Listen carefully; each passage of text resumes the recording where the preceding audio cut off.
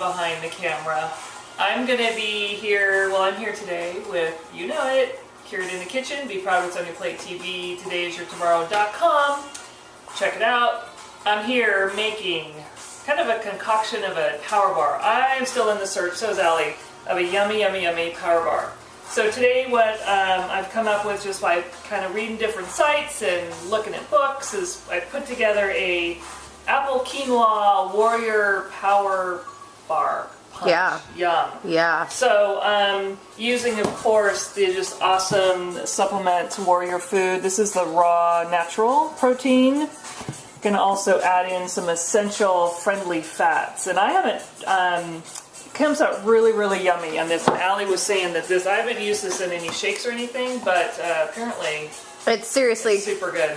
Cured my almond butter addiction. So, yeah. So I'm just going to briefly go over, I have some things already set up, as you can tell. So these, about a cup of dates pitted. These are dried dates, and I soaked them for about an hour. Okay, poured the water off. This just really brings out the sugars and or softens them even more. I have half a cup of cooked quinoa, all right? I usually cook about a big thing of quinoa most weeks, and I just have half a cup of that. One small cord cut apple. Huh. Put this here. And in this other bowl, I have my protein powder. I have some cinnamon, 2 teaspoons, quarter cup of almonds, and spread in there too is my nutmeg, which is about a half a teaspoon. And I'm going to add now a quarter cup of this essential fat. And so, Allie, I know you're behind the camera, but this essential fats are flaxseed and chia seeds. Yep. And so, you know, Warrior makes a great product. It's always great to go there, but it's flaxseed and chia seeds, which everybody should have in their kitchen. Yep, exactly. It's good on so many things. So I'm putting a quarter cup of that in there too. So I'm just putting all that together. That just looks good. Yeah.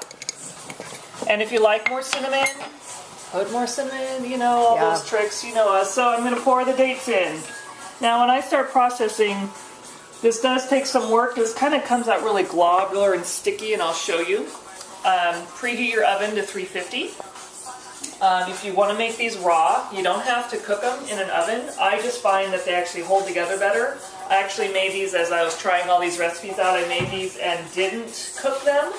And I didn't find that it came together real well, but what I did is I put them in the freezer, and they were awesome. Pulled them out and would nibble on them before my practices or whatever. They were great. Loved them. Awesome. So you can do that as well. I've preheated my oven to 350. I have a small baking dish, slightly greased, that I'm going to put it in. What did you use for oil? I used I think I used a safflower oil, just really, you can use lightly. Coconut oil or anything. Oil, whatever, you know, just because they do come out really sticky and gooey. And I'm going to just go for it and turn on. All right. So I've run this and kind of pushed it down and scraped it. It's taken about 5 minutes or so for the consistency that I want. And you gotta kind of work it a little bit. So that's kind of what you're looking at. It is definitely like almond buttery, like kind of consistency. Yeah. It's thick.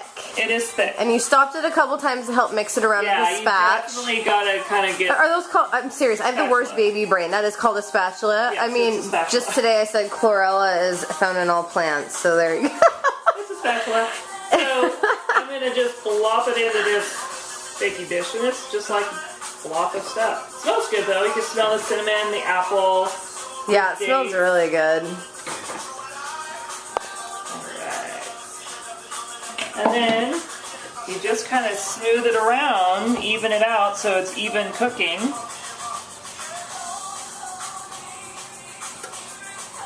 And I mean, you can put it in any size of baking dish, I guess, you know, I mean... Yeah, as many as, I mean that's a good size because you're going to get a good thickness and a good serving size out of it. And we're kind of cutting it into squares, so are you going to bake that first? Yeah, so this is baked, so 350... You know, and everybody's oven is different. Mine, you know, the last batch that I made, I probably could have gone about 5 more minutes. I'd like them a little bit drier, but they're still good. So I would say 20 to 30 minutes, depending.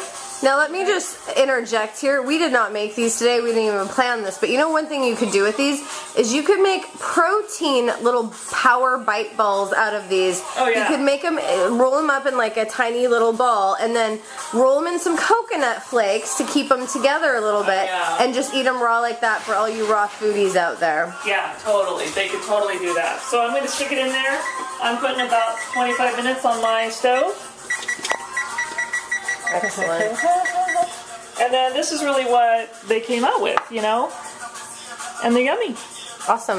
Okay. Take a bite, take a bite. Because I got to work out later. That's right, we're training here soon. These are really good.